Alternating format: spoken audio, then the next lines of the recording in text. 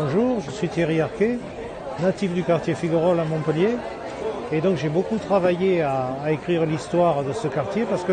en fait, malgré que j'y sois né, je ne la connaissais pas. Donc c'était autant pour moi que pour les autres que j'ai passé des années à recueillir des informations, que ce soit auprès des gens qui m'en ont donné le maximum, l'essentiel vient de là, et puis aussi auprès des différentes archives municipales et départementales. L'idée, c'était de mettre en cohérence le quartier avec son histoire, qui était quelque part relativement oubliée par les nouveaux arrivants du quartier, puisqu'ils n'étaient pas là. Certains sont arrivés il y a peu de temps et donc vivaient là sans savoir vraiment où ils étaient. Donc ce que je présente aujourd'hui à la Communauté du Livre, c'est un tout nouvel ouvrage, puisqu'il a été imprimé jeudi, et c'est le deuxième tome des archives de la Commune libre de Figuerolles. Alors la Commune libre de Figuerolles, c'est un mouvement qui a existé de 1947 à 1962, qui a été créé par d'anciens résistants communistes qui, après avoir vécu les atrocités de la Seconde Guerre mondiale, ont voulu se rendre utiles, encore une fois, au pays, comme il l'avait déjà été pendant les hostilités, en faisant en sorte de créer un esprit de solidarité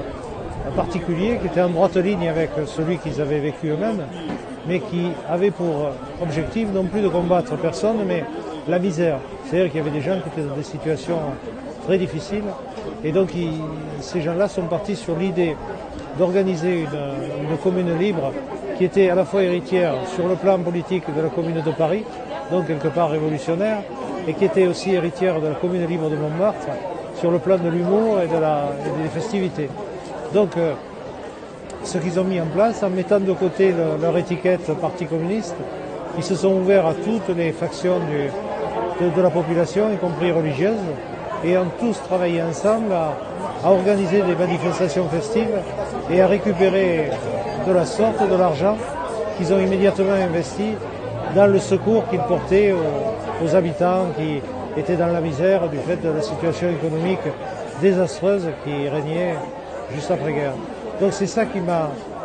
extrêmement intéressé, fasciné, et donc je viens de terminer l'exhumation et que je peux livrer au public, donc tout le monde peut en profiter, moyennant l'acquisition des 2 tomes des archives de la Commune libre,